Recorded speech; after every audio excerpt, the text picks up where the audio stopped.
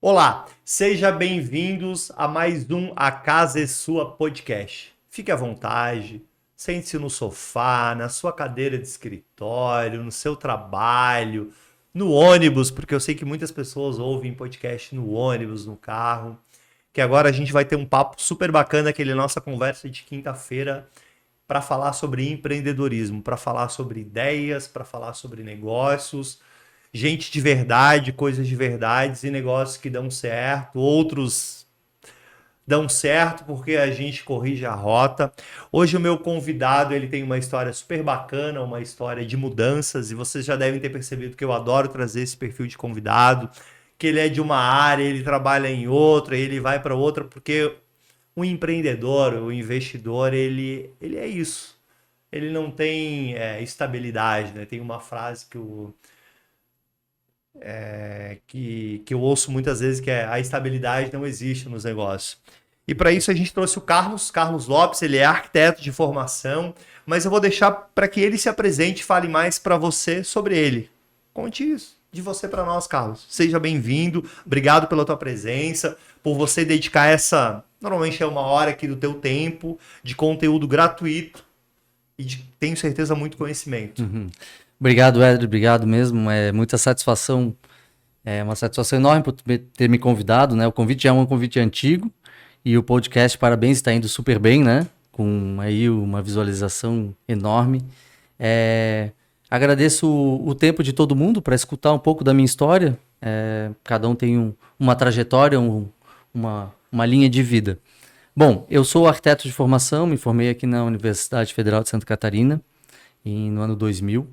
E a partir disso eu fui morar fora de Florianópolis com uma proposta de trabalho no interior do estado. Poucas pessoas sabem disso. E fui para o interior recém-formado, trabalhar na área, na área de arquitetura, Como arquiteto? como arquiteto, Em que cidade que tu foi, em Carlos? Concórdia. Concórdia, no Concórdia, oeste no Oeste catarinense. Catarinense. Então fui trabalhar com um arquiteto. É uma história interessante porque o meu melhor amigo de faculdade ia junto comigo. Nós íamos trabalhar com o tio dele que morava lá. E a proposta era muito interessante financeiramente, em termos de conteúdo e tal. Mas aí na última semana ele desistiu. E eu acabei indo sozinho. Ele não A- quis ir para Concórdia. E ele não era de quis. Concórdia? Não, ele não era de Concórdia, ele é daqui, de Aham. Florianópolis, né? Na verdade, ele não é nascido aqui, mas assim como eu também, eu nasci em Curitiba, mas vim Certo. com 1 ano de idade, então sou manezinho de coração e de história de E vida. de vida, com certeza. Então aí fui para Concórdia, fiquei 9 meses lá. Mas quando a gente sai da faculdade, aí eu acho que já começa essa minha pequena história dessa veia empreendedor ou de algo que me deixa é, é, assim, Instigado. instigado, é a palavra.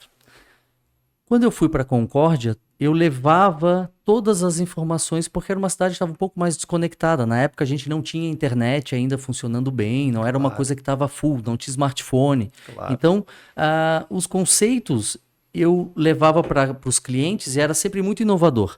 E quando a gente sai da faculdade, quando a gente está no começo da profissão, a gente tem ainda essa ânsia de conhecimento, de aprender, de criar bagagem, né?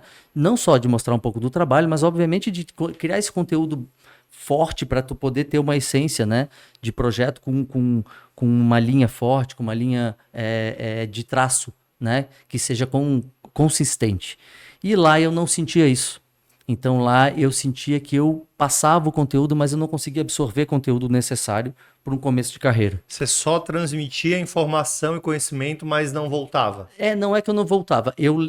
Os conceitos que eu levava eram inovadores para eles, Claro. mas eu não tinha coisas inovadoras para me resgatar. Obviamente que a experiência é muito importante porque Claro. traz o dia a dia, né? É diferente a parte da faculdade, toda a parte teórica, né? E o que vai na prática. Claro, eu tive uma história de 3 anos de estágio que foi fundamental para a minha vida profissional. Então, assim, estágio na área, né, no mercado, com o escritório de arquitetura. E isso acho que fez toda a diferença para ter já esse contato com a vida empresarial, vamos dizer assim. Depois, quando eu voltei, eu montei meu escritório de arquitetura com amigos. A gente acabou fazendo uma sociedade. Teve um pouco de mutação, saiu um, entrou outro, etc. E aí eu comecei a trabalhar. Foi interessante, foi uma proposta para coordenar uma mostra de arquitetura. tá? Isso foi bem no começo da minha carreira, em 2002. 2002, você Isso. estava coordenando uma mostra de arquitetura. Eu fui convidado para coordenar a Casa Cor, aqui em Santa Catarina. Perfeito. E aí foi um desafio gigantesco essa mostra. Casa Cor, a maior mostra de decoração da América Latina. Sim. E foi super desafiador, assim, eu era muito novo, mas o senso de responsabilidade era gigante, então eu tinha que acordava de noite porque estava chovendo, aí tinha que ir lá ver se entrava água, era uma série de questões ligadas à E mostra. onde que foi essa mostra, Carlos? Essa mostra foi no Parque São Jorge, na frente de uma rótula grande que tinha lá, era uma casa, e essa casa foi toda adaptada, né, transformada, uma casa que estava, de certa forma, inacabada, tá? Eu tenho muitas histórias de mostras de arquitetura, porque a partir disso eu coordenei mais 17 mostras de arquitetura. Então, eu coordenei ao todo 18 mostras de arquitetura, e isso, dentro das mostras, teve um caminho também ligado a essa parte empreendedora, porque me abria vários pontos, vários segmentos. Fora os contatos que eu fazia, e fora todo o relacionamento que eu acho fundamental com parceiros e fornecedores, né? Mas não só o conhecimento com o pessoal da área de arquitetura, mas esse instigar de poder fazer mais ou de abraçar coisas que estão lhe relacionadas. Claro. De que forma eu digo isso? De uma maneira de conservadorismo e empreendedorismo. Eu sempre fui da sociedade, eu e meu sócio éramos os coordenadores, eu sempre fui o cara mais pé no chão. Conservador. Conservador. Então, eu sou taurino, sou terra, eu sou um cara que segurava mais a onda. Em contrapartida, o meu sócio, ele era o cara que voava muito alto. Para cima. E é isso, eu aprendi a alçar voos. E é legal, porque é uma balança, né? Freios e contrapesos. Sim, né? é importante ter o equilíbrio. Como Com tudo na certeza. vida, o ideal é tu estar equilibrado. Se tu é muito claro. num ou muito no outro, claro. alguma ponta Pode dar problema. Pode, não eu digo problema, mas vai ter alguma reverberação que tu pode controlar. Então, assim, o cara é muito arrojado, é empreendedor nato e tal. Ele tem que controlar outras coisas que vão vir de viés. Família, tempo com filhos, Claro. uma série de coisas que são desdobradas por conta de uma linha que tu traça, né? Bom, a partir disso, eu criei a empresa, a gente logo começou com a empresa de arquitetura, então a gente sabe que muitas vezes os profissionais de arquitetura ficam grande parte do tempo trabalhando como pessoa física, até se engajar, até ter um fluxo financeiro, Claro. clientes maiores e tal. E aí a gente logo já fez a empresa e começou a atender um grupo grande de comunicação aqui, que era a Rede Globo daqui de Florianópolis, que era na época RBS TV. Perfeito. A gente começou a atender porque a RBS começou a desenvolver uma mostra de arquitetura paralela à Casa Cor, que foi a Casa Nova na época. Perfeito. Tá? Então, as 17 mostras que eu coordenei posterior à Casa Cor foram do grupo RBS no estado inteiro. Blumenau, 2, Balneário Camboriú, 2 e as outras aqui em Florianópolis. Não só as mostras, mas depois acabou gerando outros eventos, outros projetos relacionados ao grupo, desde mostras, eventos de moda, estandes, estúdios, a própria redação da TV, onde fazia o jornal. Então, muita coisa, foi um grande cliente, pessoa jurídica que eu tive dentro do escritório.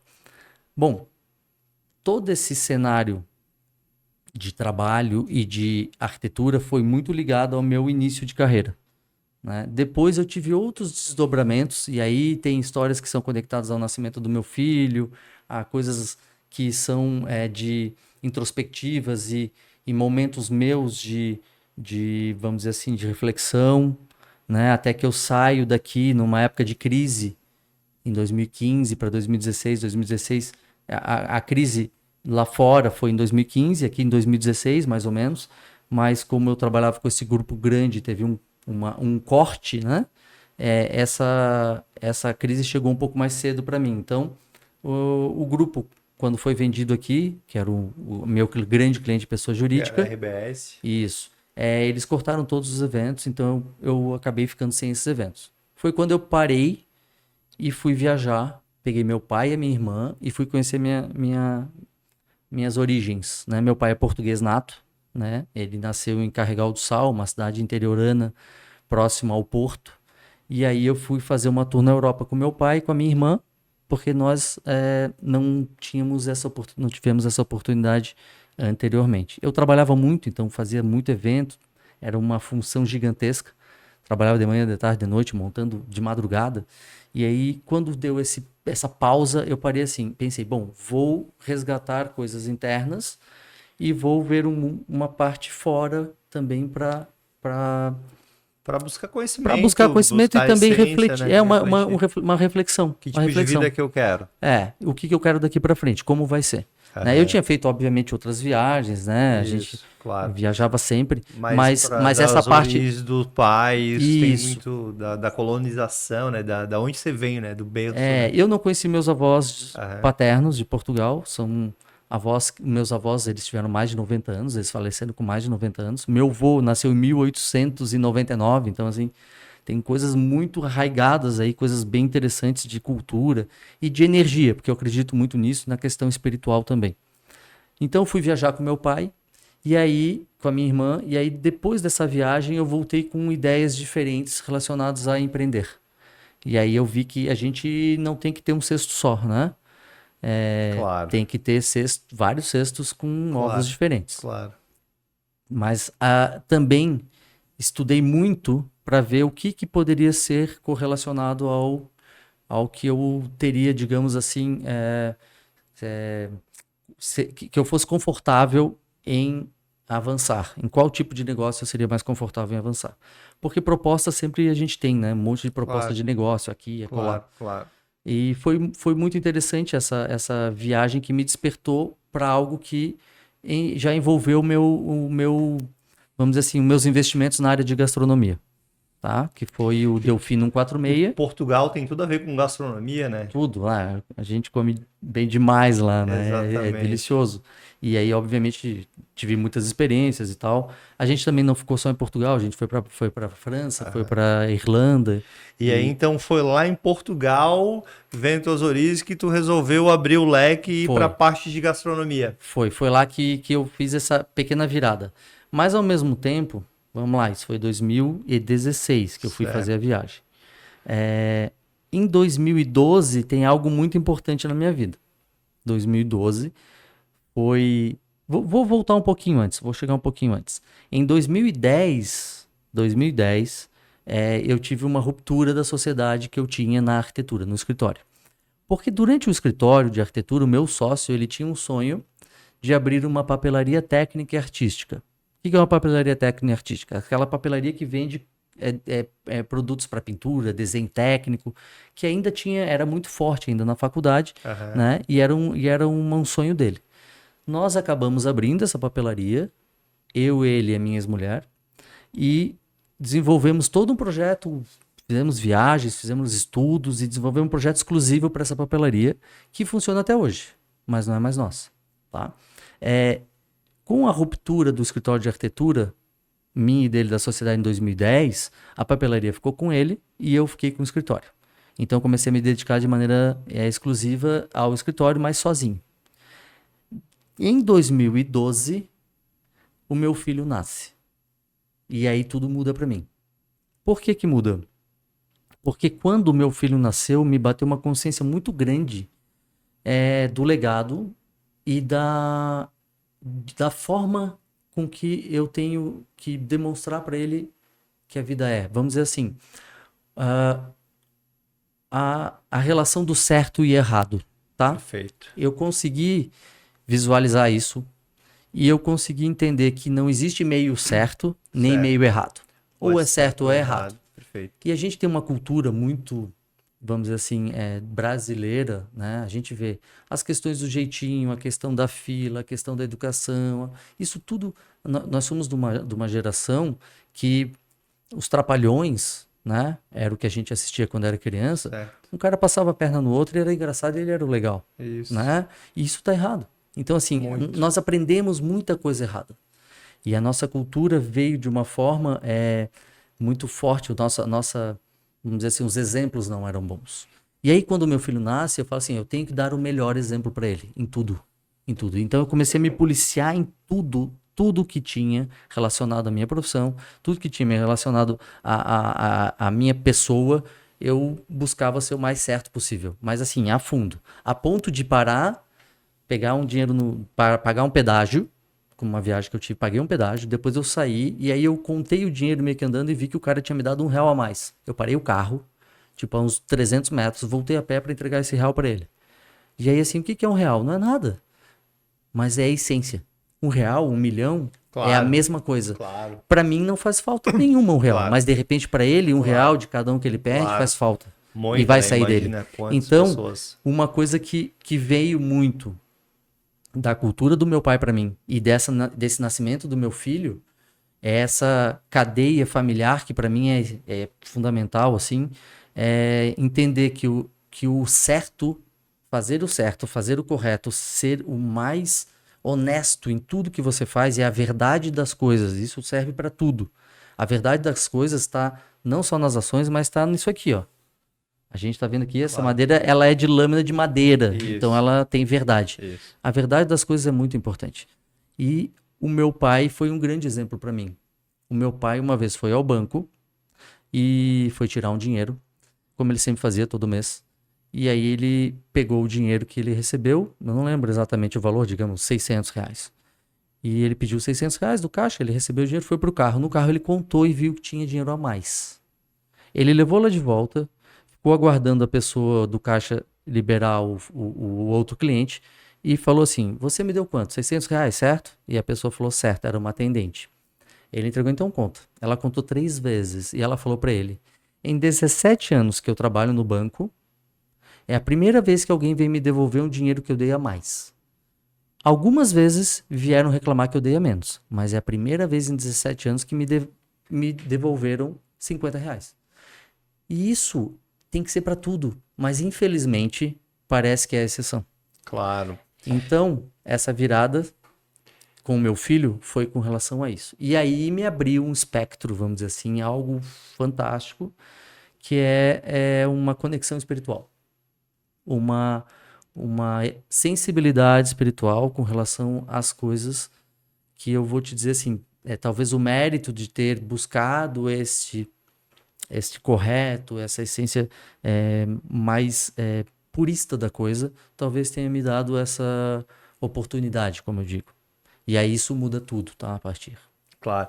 E aí depois a virada de chave que você foi para gastronomia, né? A gente vai falar sobre isso, né? Você vai ficar aí. A gente vai falar sobre o Delfino, sobre o Hub Casa Canto, que é um projeto muito legal em Bem Florianópolis, né? Sobre o Danco, que é um bar, É. o quê? Um bar, restaurante? É um gastrobar também. Um gastrobar, né? Restaurante bar. Que num lugar super bacana. E percebam você que está nos assistindo que o Carlos ele tem uma história que parecia que ele ia seguir no mundo da arquitetura.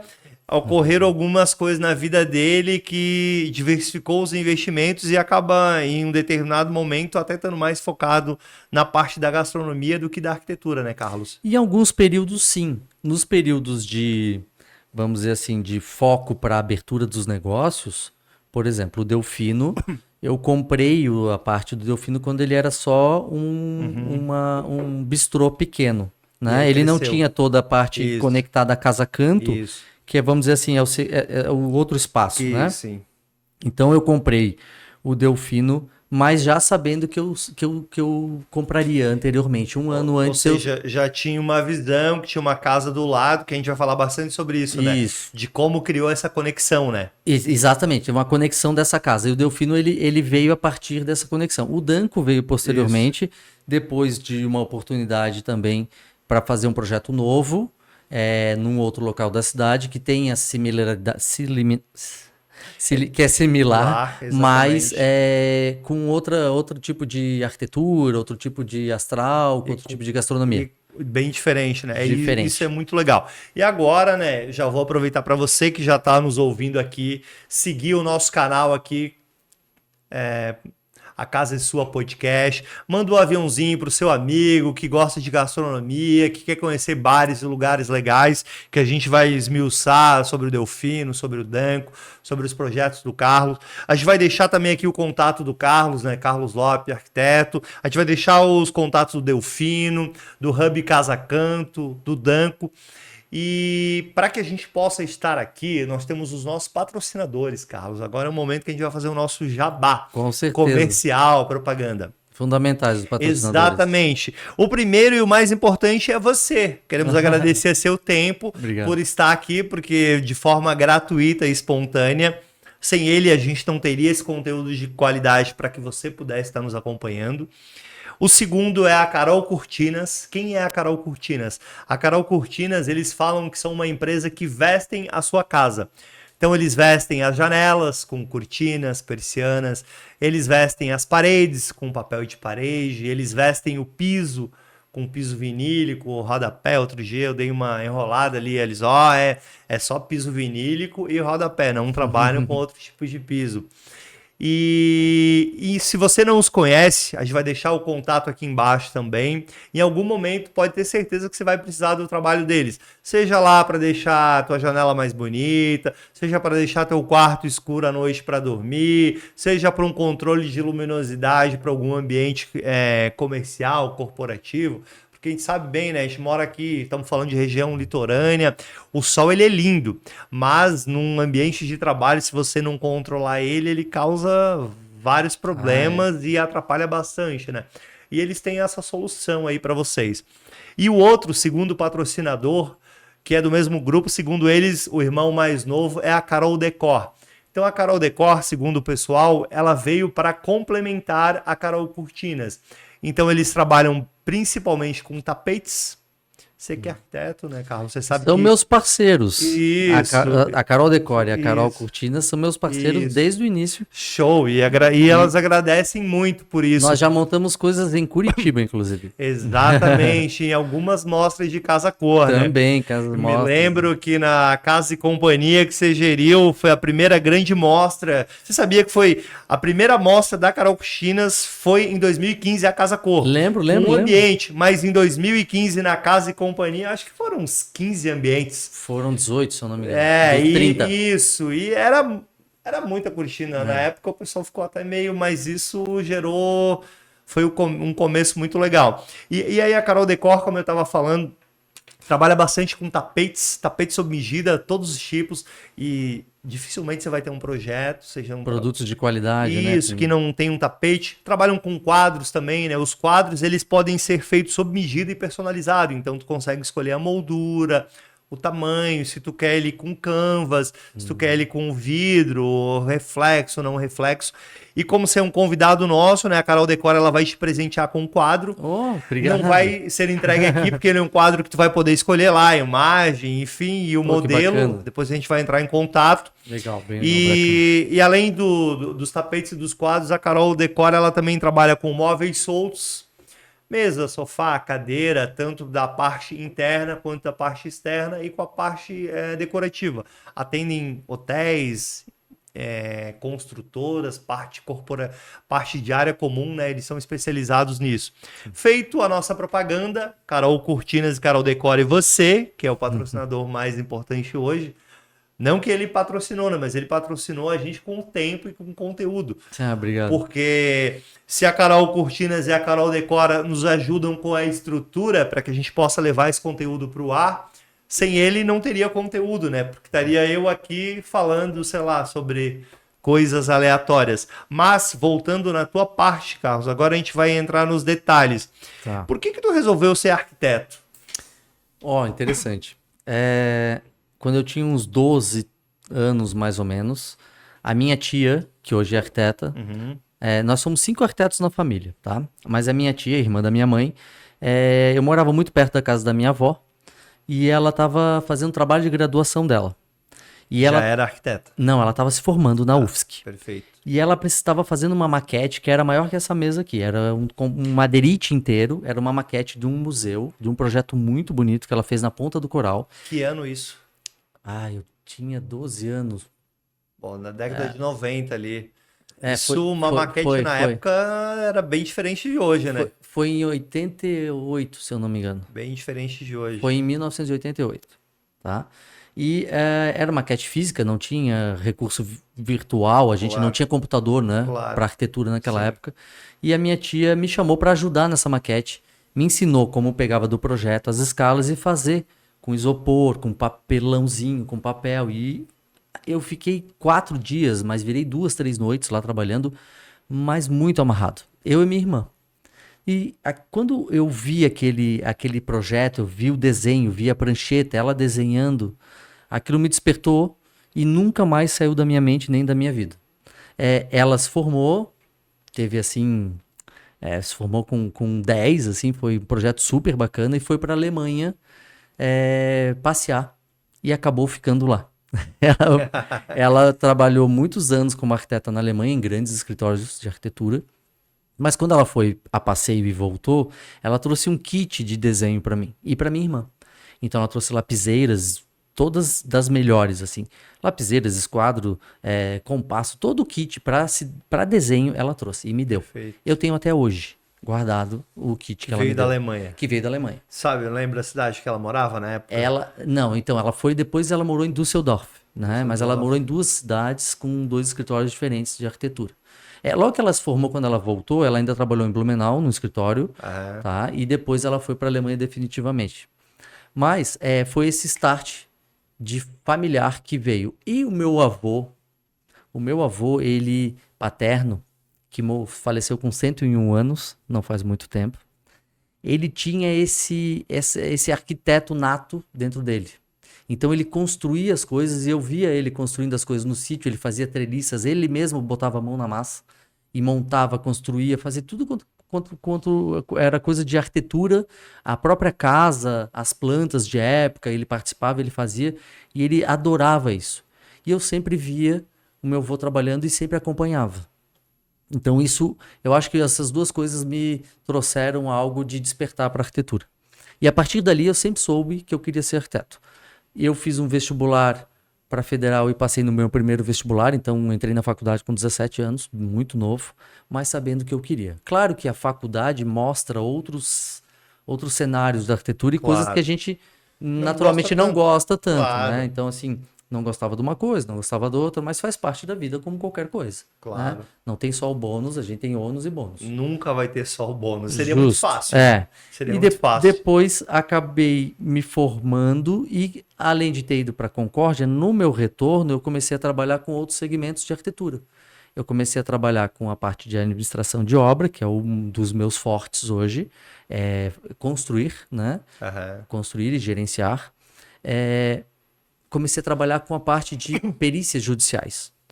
Você fazia perícia? Eu faço até hoje. Faz até hoje. Então, assim, essa parte de perícia judicial me deu um olhar muito minucioso às questões de construção e de como construir ou de como não construir, né? E o que é bacana, isso como eu trago até hoje não tanto ligado à parte, vamos dizer assim, como perito judicial, mas como assistente técnico e sim contratado por condomínios, por pessoas físicas, né? Por outros escritórios e tal. Para identificar possíveis vícios nas patologias. Isso, patologia construtiva. Perfeito. Tá? Porque tem perícias também de avaliações, etc. Claro. Mas a minha especialidade é patologia. Então, obviamente, eu fui estudar isso, né? Fui me aprimorar. E isso é uma das, vamos dizer assim, das dinâmicas do meu conhecimento que está sempre latente. Porque eu estou sempre tendo que estudar sobre o assunto, porque a técnica, os materiais estão sempre mudando. E eu estou sempre estudando a respeito e quando eu faço um trabalho novo. Isso me deixa sempre ativo e sempre antenado ao que está acontecendo. Sempre atualizado. É a palavra. Atualizado, né? Então Totalmente isso é muito bom. A gente nunca deixa de estudar, né? Nunca deixa de... E aí você foi para Concórdia, depois você voltou e você montou um escritório de arquitetura e aí apareceram as mostras de decoração. Sim. Com uma dos negócios que eu toco, a gente participa de várias mostras e é uma loucura uma mostra. Imagina ser quem organiza tudo isso. É muito, muito complicado. As mostras... Porque são pessoas...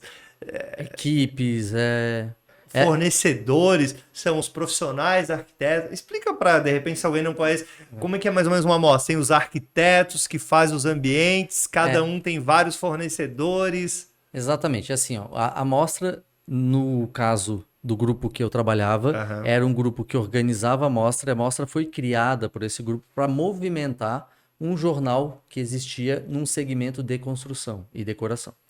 Então a mostra foi criada como fomento, não como objetivo direto. Mas ela virou um negócio pro grupo lucrativo, não no começo. E ó, vejam só, pode falar nomes aqui, a gente Claro, fala nomes. sem problema.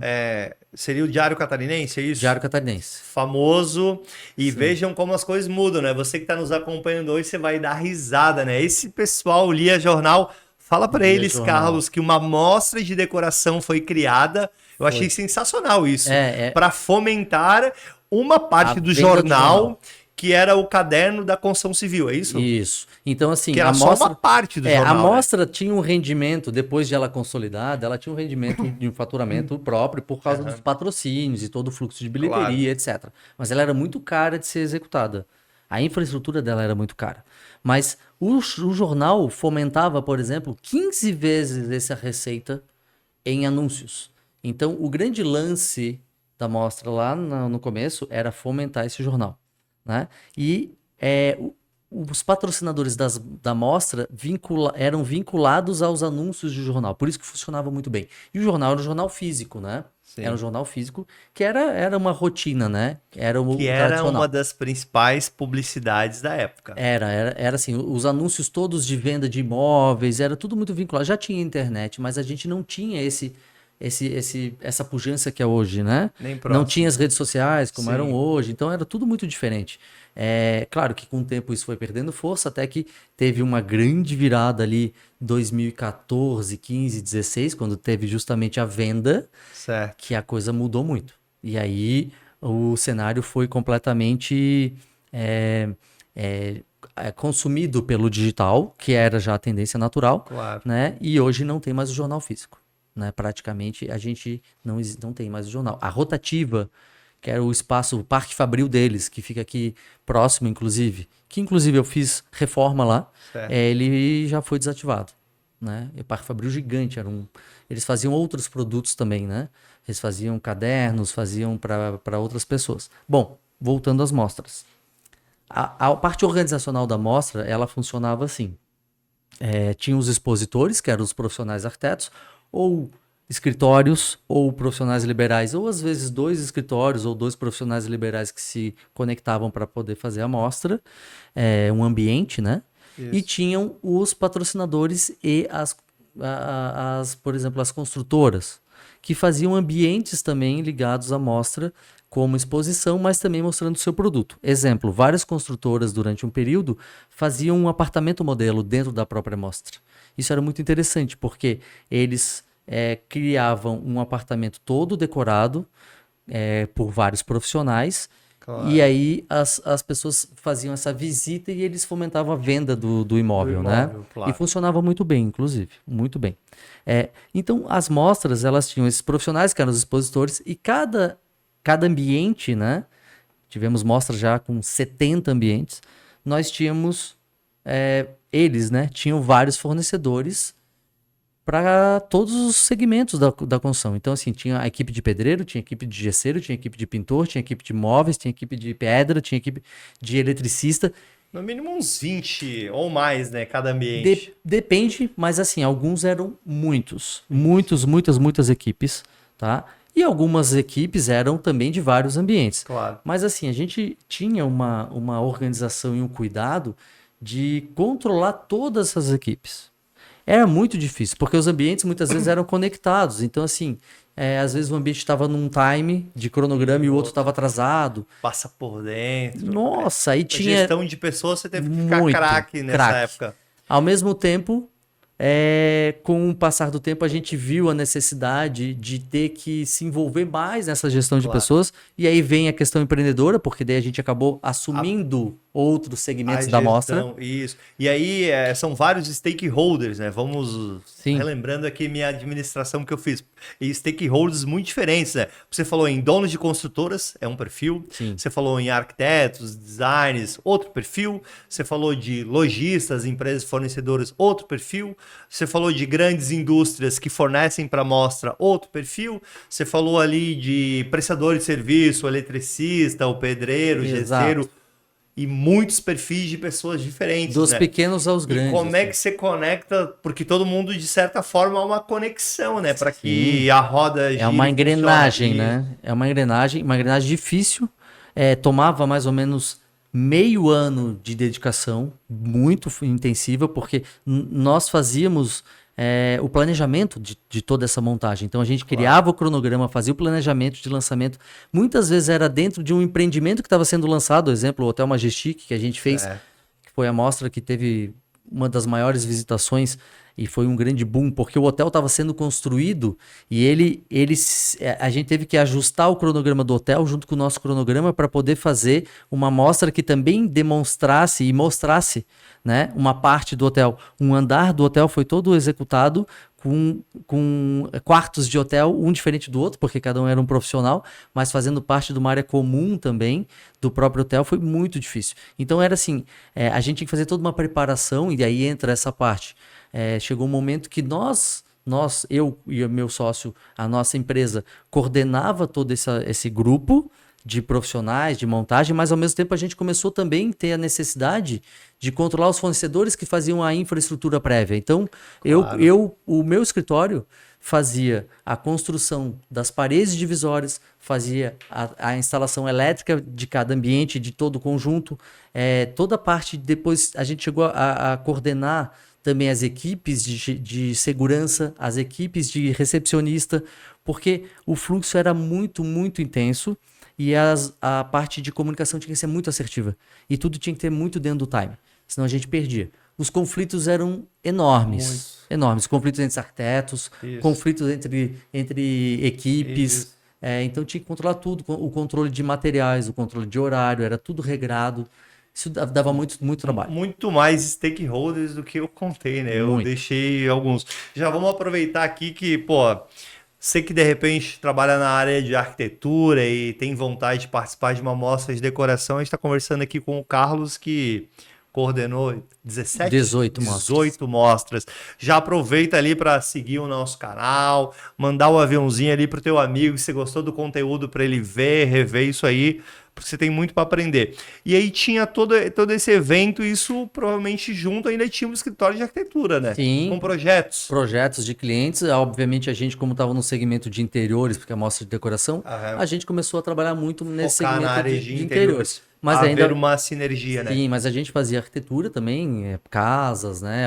Muita coisa comercial. A gente tinha um leque bem abrangente. Eu trabalhei sempre com uma abrangência grande. Eu acho que isso também uma característica empreendedora, Aham. né? Tu não tá só muito nichado, né? Isso. Esse nicho das mostras era um nicho importante. Mas aí abriu outro leque. Por exemplo, comecei a coordenar, projetar e executar os eventos de moda. Os Dona Fashions, que é como se fosse o São Paulo Fashion Week da época aqui de Conheço o Santa Dona Catarina. Fashion. Eu era uma das pessoas que ia lá ver o Dona Fashion. Então, eu fiz 6 Donas Teve Dona Fashion. Fashion no Shopping Beira-Mar Norte, é isso? Teve no Shopping Miramar Na Norte, parte ali. teve na parte ali do terreno na frente do Beira-Mar Shopping, na área externa, e Perfeito. depois teve no Shopping Guatemi, 2.000 metros quadrados. Eu fazia o projeto completo e depois fazia toda a execução. Eu fiz seis desses. Eu fiz também reality shows de moda, que Que foram era que super bacana. o Dona Fashion era o principal evento de moda Principal de Santa evento Catarina, né? de Santa Catarina e do Rio Grande do Sul. Ele veio através do grupo Ah, pra RBS, cá, entendi. porque ele acontecia lá e acontecia aqui. Aqui. Ele foi o maior evento de moda durante o período todo em Santa Catarina. Show, show. E isso vai dando muita bagagem, né? Porque o conhecimento Sim. é aquilo que você vai acumulando ao longo da vida e que ninguém te tira, né? Então É. você vai hoje empreender, fica pensando assim, porra, vou trazer um negócio aqui pro Carlos bacana. Você analisa que tem muitos stakeholders diferentes, com certeza não vai te assustar, né? Se o negócio for Não, bom. não. Porque já tá acostumado. Porque existe algumas pessoas que eles pensam assim, pô, com quanto menos pessoas eu trabalhar, melhor. Não vejo assim. Mas uma coisa que me instiga, talvez é uma das relações com o meu empreendedorismo, vamos dizer assim, ou Sim. com a minha veia empreendedora, é esse não ter medo do desafio. Eu preciso do desafio. O desafio me traz uma adrenalina, uma coisa que me movimenta, Que te move. me move. É aquela Então, coisa que faz acordar de manhã no 220. e que não tem hora para acabar. Então, assim, Claro. eu varo na madrugada trabalhando, é um pouco workaholic, que isso é um pouco Claro. difícil de lidar, né? O corpo também, às vezes, te cobra, né? O psicológico, o corpo, a família. Mas, assim, foi um momento muito importante de conhecimento e de aprendizado. Tanto que, por exemplo, as mostras me trouxeram uma bagagem muito importante de trabalhos em patrimônio histórico. Então eu fiz execuções, comecei a fazer projetos de restauro. De E restauro? hoje eu tenho, por exemplo, eu estou fazendo uma assessoria num projeto na Bahia, em Salvador, numa casa super interessante lá. Eu vou a cada 3 meses para lá. Agora, dia 14, vou passar uma semana lá na Bahia, que eu faço toda uma assessoria lá. Então, assim, não só isso. A própria Hub Casa Canto, que foi dentro de um patrimônio histórico, Claro. onde eu tive que também trabalhar com projeto de restauro, Que que a foi gente com vai falar aprovações. bastante sobre isso ainda. São aberturas, né, de conhecimento que acabam nos trazendo uma bagagem fantástica. É isso. E aí, até quando a gente comentava no início aqui num resumo, você comentou que houveram uma grande mudança de posicionamento tua pessoal quando nasceu o seu filho, Sim. para valorizar aí o certo, e uma outra na parte do empreendedorismo, dos negócios, que tipo uma virada de chave que tu migra para a parte de gastronomia, entretenimento, não sei como é que se chama. O que te levou a isso, Carlos? Tá. Primeiro eu vou falar o anterior. Quando o Davi nasceu, Certo. meu filho, em 2012, essa ânsia por fazer tudo o mais correto possível e buscar o certo para poder ser um exemplo como meu pai foi para mim, e meu pai né? Me abriu um leque espiritual de um amigo que eu não sabia, um amigo irmão de infância, e descobri que ele era médium. E nessa conversa com meu amigo irmão de infância, eu descobri que o meu anjo da guarda, vamos dizer assim, ou o meu protetor, como queira falar, Claro. ele se manifestou. Se manifestou para mim. E ele sendo a ponte disso, eu comecei a ter conexões para buscar a purificação, vamos dizer assim, desse fazer certo. Então eu comecei a partir dali a buscar fazer o mais possível de tudo que eu podia fazer como exemplo. E não só para ele, mas para mim mesmo.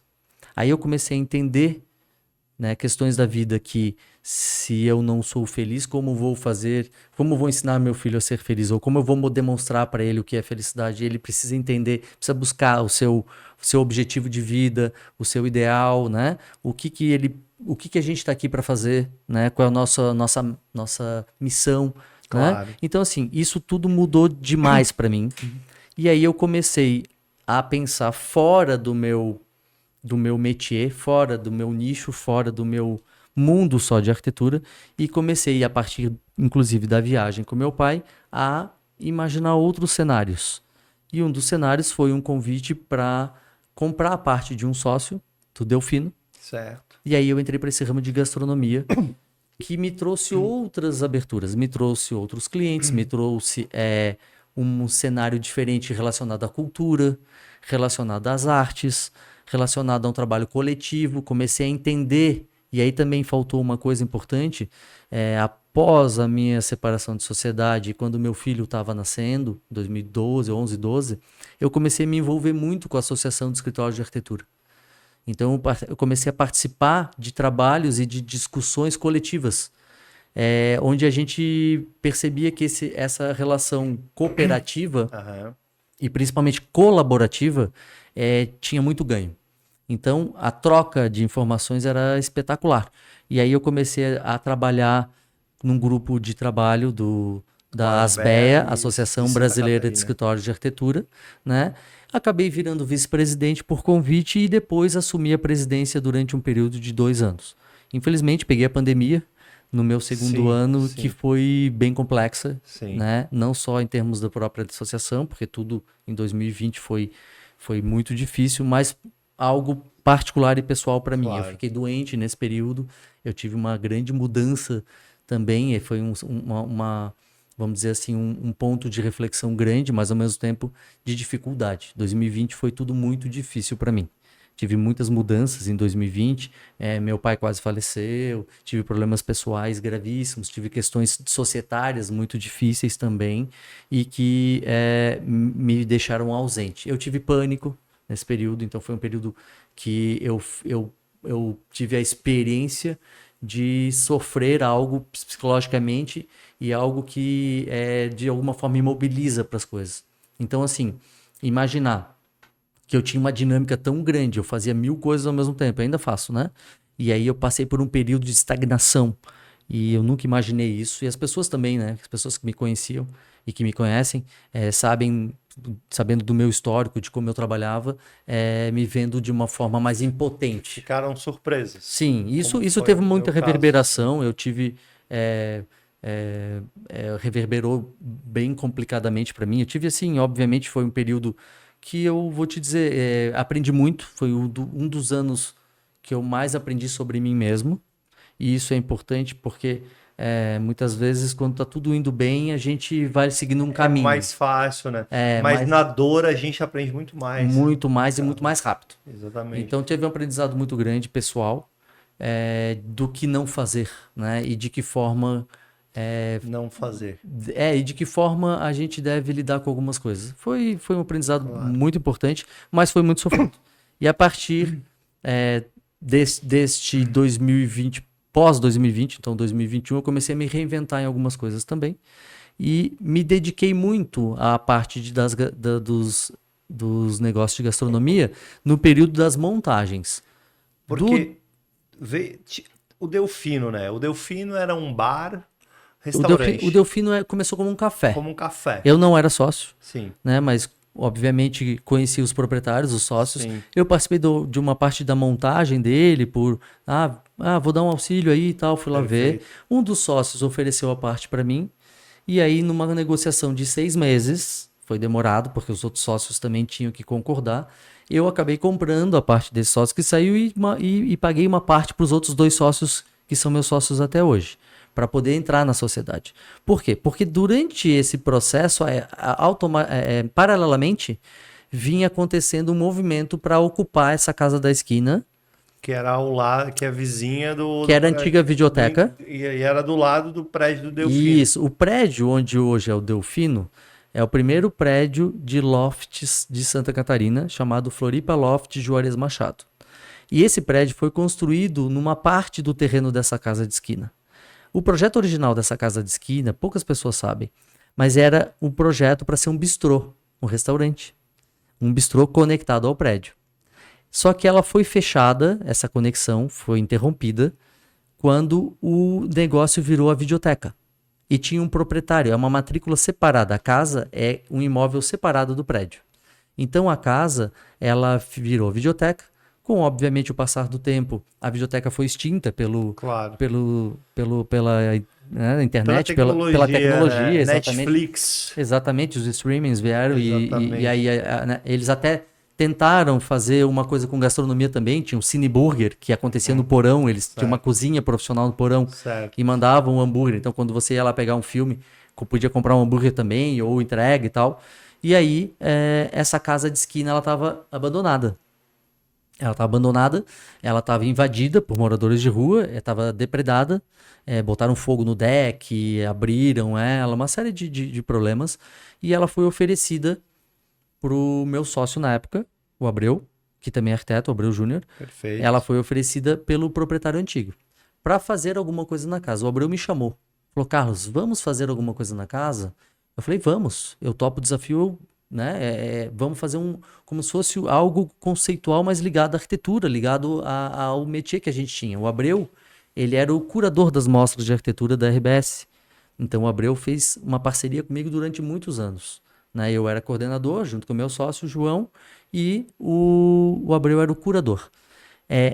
A gente sabia que a partir de 2015 foi a última mostra, que eu fui coordenador, só que daí junto com... Eu já não tinha o João como sócio, né, desde 2010.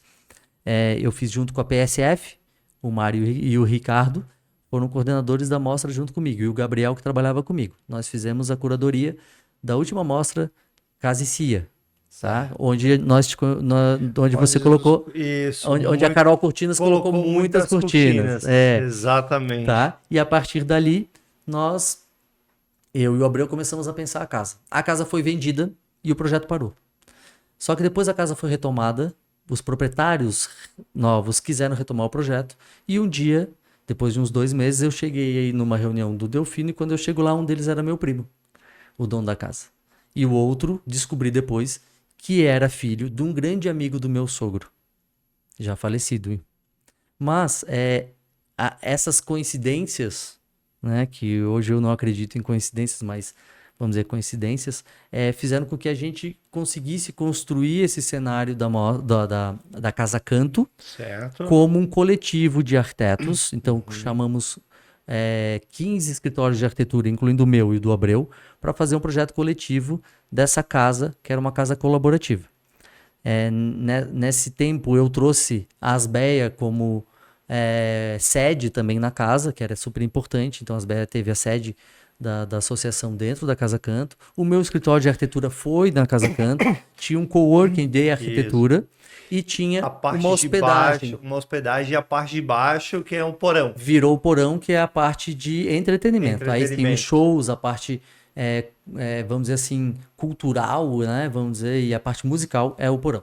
E se você que está nos assistindo aí de Floripa, eu tenho certeza que você conhece ou já ouviu falar do porão do Delfino. Quem não conhece, né? Exato. Normalmente lota. Lota sempre lotado, o que é bom. O porão, nós inauguramos essa parte de baixo do porão no centenário da casa, em 2017. Dezembro de 2017 a gente inaugurou o porão e depois, em 2018, a gente foi abrindo os outros setores da casa, até finalizar com a suíte, né, na parte em 2018 ainda, que a gente chamou de hospedagem artística.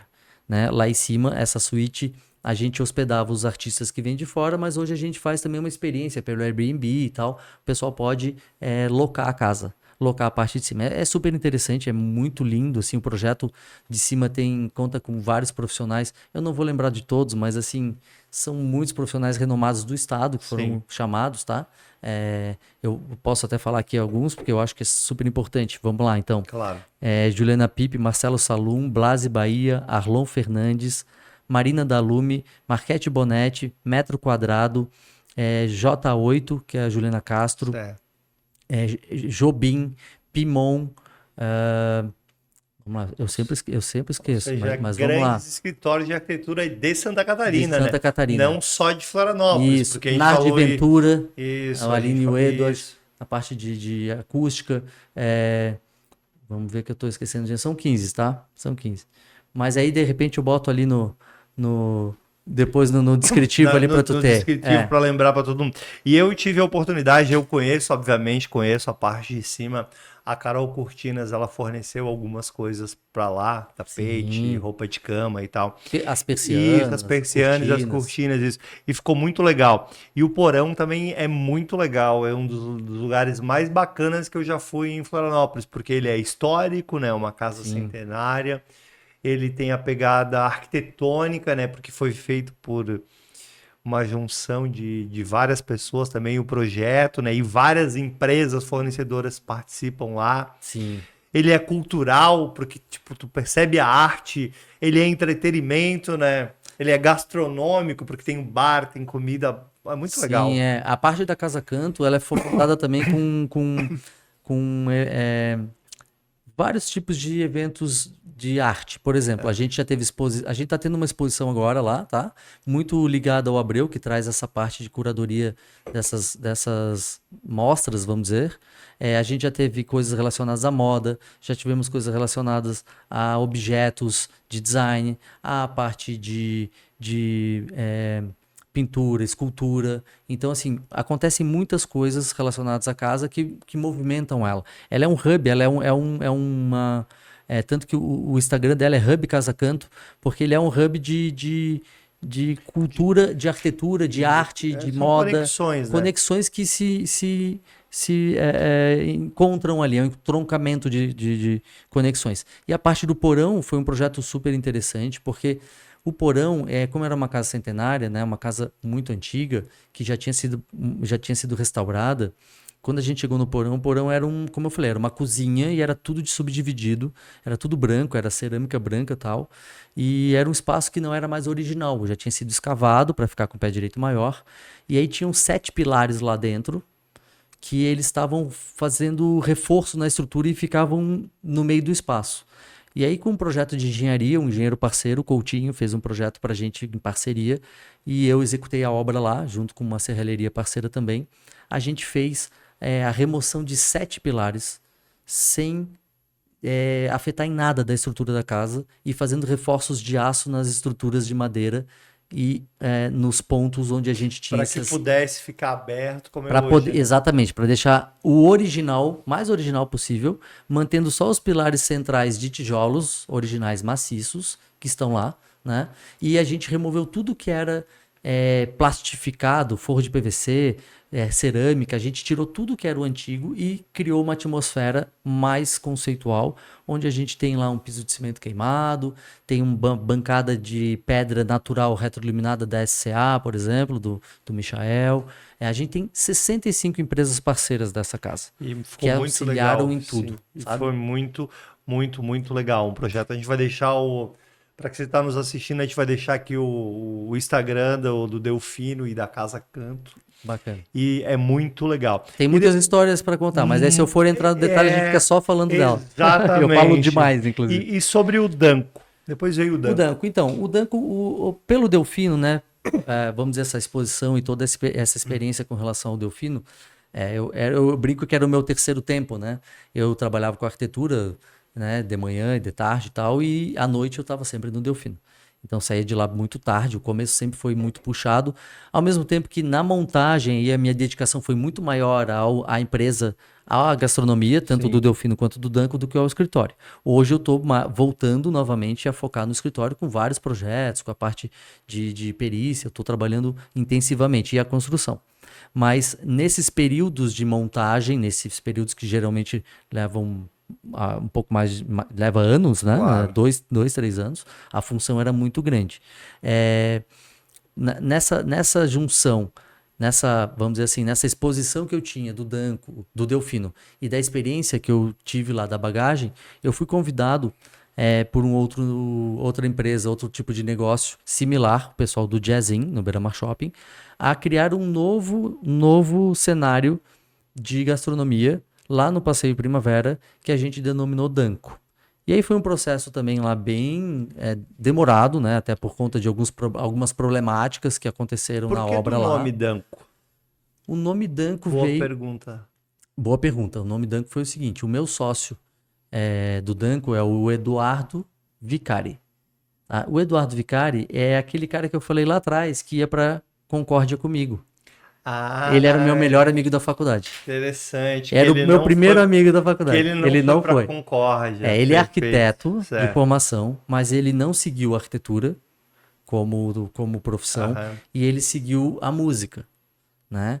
Hoje ele não se intitula mais músico também, ele é empreendedor, mas é empresário do ramo de gastronomia, mas ele seguiu esse caminho da música. E quando a gente foi conversar sobre o Danco, ele me convidou para abrir um negócio lá no Passeio Primavera, porque foi via Jazzin. Jazzin é um bar de jazz, também com gastronomia e tal, muito bacana, no Shopping Beira-Mar, que teoricamente é meu concorrente do Delfino. Mas eu tenho uma visão, como eu te falei, aprendi a ter uma visão colaborativa. Então eu não vejo como um concorrente, vejo como um parceiro. Vejo como alguém de um segmento que precisa se fortalecer. Que está fomentando esse tipo de negócio. O Delfino foi o precursor na parte de shows locais e desse cenário diferente, tá? Com gastronomia e com shows onde a música não era mais o segundo plano, e sim o primeiro. Então os shows no Delfino, eles são os protagonistas. Né? As pessoas, na verdade, são os protagonistas, né? Não é o show. As pessoas que vão lá se envolvem, o show vira O show, na verdade, não são apenas os músicos cantando. É o grupo, são as pessoas que se envolvem numa atmosfera super diferente. Então, quem não conhece o Delfino, tem que ir para ver de quinta a sábado, a gente tem show sempre, tem que ir para conhecer que atmosfera é essa.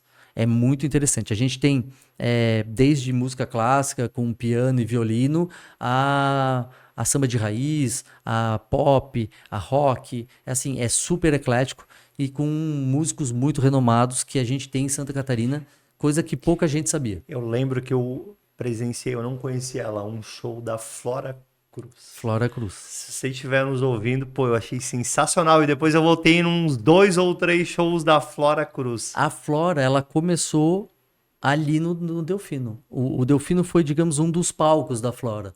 A Flora chegou a um ponto que ela foi até pro The Voice, né? Ela foi Sim. convidada para ir pro The Voice. A gente teve duas cantoras que foram pro The Voice via, vamos dizer assim, de alguma forma o Delfino, né? O Porão acabou conduzindo junto. Então, assim, uma construção super legal. A Flora, a Joana Berti, começou também lá a Laura Padarates. A Laura Padarates, ela foi no primeiro sarau, que a gente chamava sarau infantil, que era o sarau em família, que depois que eu acabei desenvolvendo, foi um desenvolvimento meu e da minha irmã, na época, a Carla participou disso, e o Dominoni Júnior, a gente acabou fazendo esse desenvolvimento, instigado pelo Abreu. O Abreu falou: Carlos, por que tu tem filho? Por que tu não cria um sarau aqui, um sarau infantil, pra gente fazer aos sábados à tarde? E eu falei: deixa comigo, vou fazer. Aí o Dominoni, a Carla e eu criamos isso, depois incorporamos no segundo sarau o Alexandre Green, e aí foi assim, um boom, foi fantástico. E a Laura Padarates, ela participou no primeiro sarau. Ela era uma menina. E hoje ela canta, assim, ela participa do Porão e, obviamente, de outras casas em Florianópolis. Assim, uma estrela, sabe? Muito legal. A Flora, demais. Também, Crescimento de isso. todas. E é muito legal quando a gente vê isso, né? Porque o empreendedor, além de tudo, ele gera negócios e oportunidades para que outras pessoas possam trilhar, e às vezes elas acabam tendo mais sucesso do que até você. E que bom Sim, que isso acontece, sim. né? Trilha os caminhos, né? Exatamente. Cada um tem mais oportunidades, né? E gera um A gente engajamento. nunca tá sozinho, né? Com certeza. É sempre assim, a gente trabalha, a gente tem que agradecer e tem que ser muito grato, assim, às pessoas que fazem parte da nossa vida, do nosso movimento, né? Porque, assim, a gente não faz nada se a gente não tiver uma pessoa para atender, se a Sem gente não tiver um dúvida. gestor, se a gente não tiver uma pessoa na cozinha, um chefe, um auxiliar, a faxineira, A todos são equipe importantes. é fundamental. Exato, não só as pessoas E- que estão ali, mas quem vem trazer o entretenimento, que faz com amor, com qualidade, isso tudo é fundamental. E Carlos, ele é meu amigo pessoal, né? Ele sabe que eu adoro isso. E eu sempre falo assim, eu respeito muito o investidor, o empreendedor dessa área, porque eu sei da dificuldade. Domingo agora ainda tive um exemplo. Eu fui almoçar em Balneário Camboriú, num restaurante super bacana, e tava fila, tava demorado. E aí um dos sócios veio lá falar: pô, olha só, o pessoal aqui chega nessa época, todo mundo pede para sair, por isso, quer dizer, não tinha vindo gente da cozinha e era um dos restaurantes mais bacanas de lá. E ele prestativo e tal, a gente vai voltar. Então tem muito desafio, né? Porque são pessoas diferentes e que a gente tá numa área litorânea que tem uma sazonalidade às vezes Muito grande. tem êxodo. E na época do verão eles recebem Oportunidade. recebem ofertas de 2, 3, Isso. 4, 5 vezes. Ele falou do que é um valor justo que ele paga e que não tem como cobrir. Tem um Simplesmente não êxodo vão, né? de mão de obra, né? Nesse Isso. período, um êxodo muito grande. É difícil manter a qualidade. É algo que tem que estar treinando sempre. Então, assim, é um aprendizado, ao mesmo tempo é um trabalho processo, exaustivo. né? E se você fosse dar dicas, que a gente já está conversando aqui um bom tempo, para quem está nos assistindo, para quem está começando, para quem investe na área, o que você acha que é o mais importante? Porque você começou ali, pô, você já empreendeu em várias áreas, né? Sim. Dicas que você daria aqui, você como uma pessoa real, porque às vezes a gente vê lá, pô, aquela pessoa tá muito distante de mim, pô, aquela dica não vai funcionar, embora que eu discorde totalmente. Eu acho que todas as dicas, Warren Buffett, que é um investidor e eu sou, que é de mais sucesso disparado, ele falou uma coisa simples, entendeu? Simples cai para todo mundo. Eu invisto em coisas reais e que eu acredito e que elas duram para sempre. Ponto. A teoria dele, porque às vezes a pessoa, como que eu vou aplicar isso? Uma coisa É, simples dele. eu- Chegou lá na alimentação e algumas coisas que ele investe no mercado financeiro, sim. né? E se você fosse dar dicas, que dicas que você daria? O que tu acha que é mais importante, Carlos? Tá, primeira coisa. É, aí eu acho que o para sempre não existe para sempre. Eu acho que as coisas são muito mutantes. Isso Warren São, Buffett, né? são teorias, não vou discutir. Isso, Warren Buffett. Ele é o mestre. Isso, Mas assim, na minha realidade, tá? claro. As coisas são muito dinâmicas. Concordo Elas total. mudam, a gente muda. Nós mudamos de ideia, nós mudamos depois de alguns ciclos de vida. Então eu digo assim, a gente envelhece, quando a gente é mais novo, a cada 10 anos a gente sente. Depois dos Certo. 40, a gente sente a cada 5. Depois dos 50, não sei, mas acredito que a cada 2 anos e meio. A gente sente as mudanças físicas e as mudanças de comportamento e o nosso amadurecimento. É mais rápido. O tempo passa mais rápido. Quando a gente é pequeno, o Natal demora a chegar. É Quando a gente é verdade. maior, passa muito rápido. Muito rápido. Então, assim, o que eu falo, o que eu imagino, tá? O que eu penso? Primeiro, essa questão da troca é fundamental. A troca entre as pessoas, conversar sobre o assunto que tu queres empreender, sobre o que tu tens em mente, é muito importante. Eu quero, de repente, empreender num segmento X. Se tu tens essa vontade, se tu tens essa sensibilidade, primeiro, vá muito do teu feeling. O que tu sente, o que vem pra você.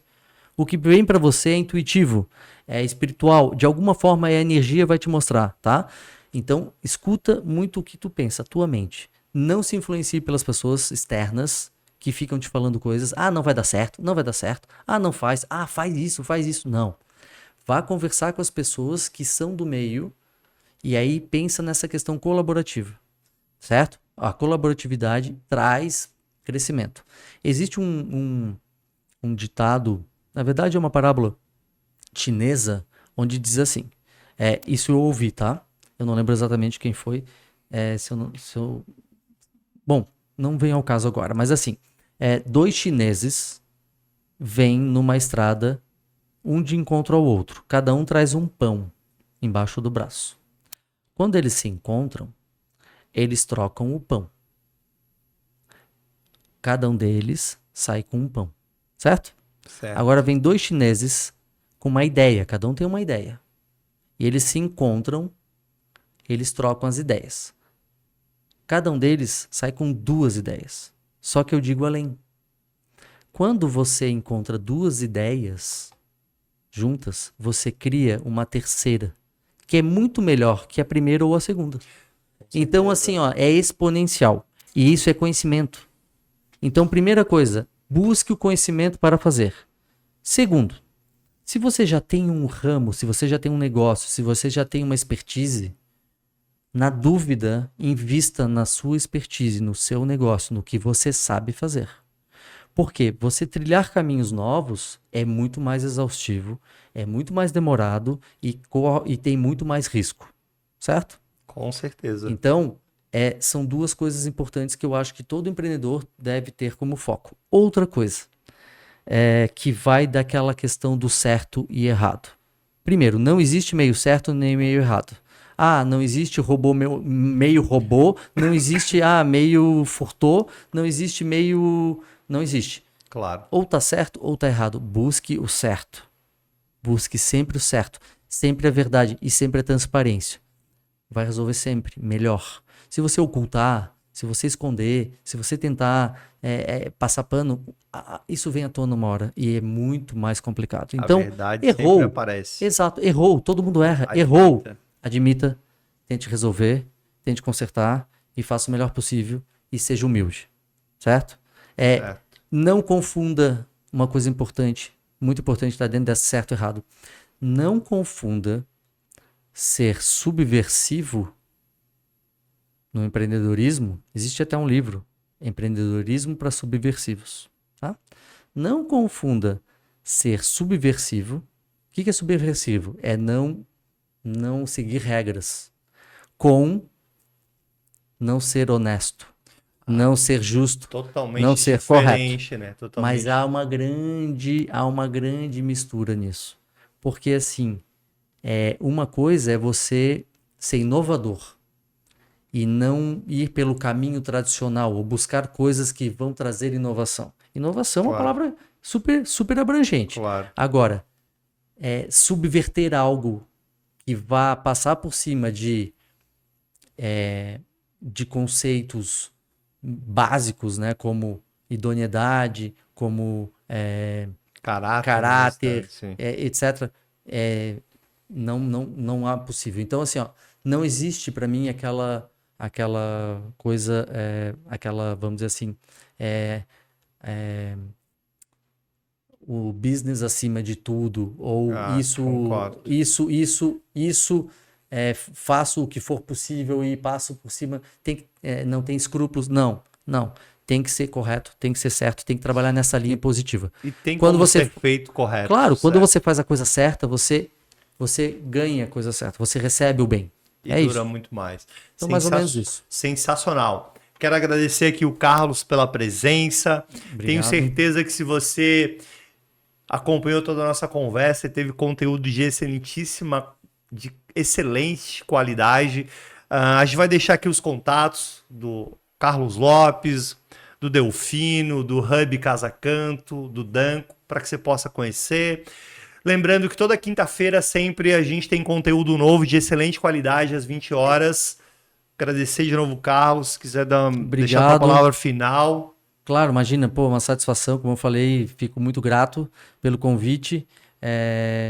Eu tenho muito para falar, vamos dizer assim, porque eu sou um cara conversador. Então, assim, acabo falando demais. Peço desculpa se eu me estendi ou se eu me aprofundei em alguma coisa. Excelente. Mas, assim, o bate-papo é sempre ótimo. Adoro conversar contigo, tu sabes, a gente já sentou para conversar de outras coisas pessoais tuas, minhas e Várias de negócios. Tu és, para mim, um cara, assim, um exemplo de empreendedor. Tá? Já te falei isso. Tu teve um crescimento da empresa, assim, tu veio, largou tudo que tu tinha programado, o teu trabalho, e começou a investir, e hoje tu tens, assim, vários segmentos da tua área de negócios. Eu tenho, assim, o maior orgulho de ser teu amigo, de ser teu parceiro de negócios e de estar aqui hoje. Agradeço o tempo de todo mundo também que está aí escutando, né, que vai, talvez, de alguma forma, possa despertar para alguma coisa. Talvez seja esse o objetivo, despertar de pequena coisa. Se alguma coisinha fez uma pequena diferença, já valeu a pena. Sem dúvida. Tá ok? Muito obrigado. Até a próxima. Um abraço, tudo de bom.